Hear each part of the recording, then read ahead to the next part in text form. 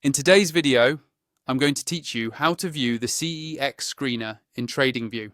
First, make sure you're logged into your TradingView account in your browser.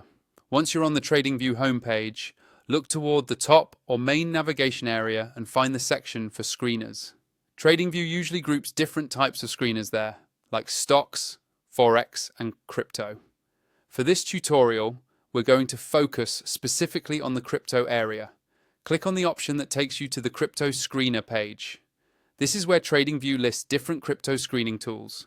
On this page, you should see a category or tab related to crypto coins. That's the section we'll be working with. Take a moment to let the page load fully so that all the filters and options appear. Within the crypto coins section, look carefully for something labeled CEX Screeners. CEX stands for centralized exchange. So this tool focuses on coins that are traded on centralized exchanges rather than decentralized platforms. The CEX screener is useful if you're mainly trading on big, well-known exchanges and you want to quickly scan for opportunities based on volume, price changes, or other metrics.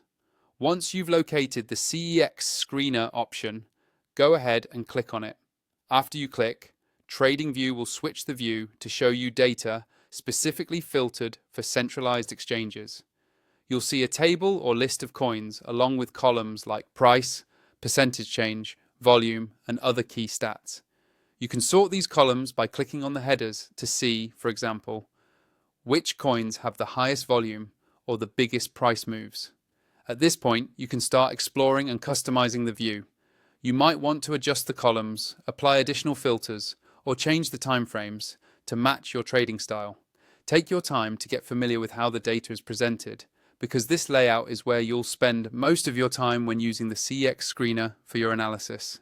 If you haven't created a TradingView account yet, or you want to unlock more features, use the link in my description to sign up. That way, you can follow along with the same tools I'm using and make the most out of the CEX screener experience.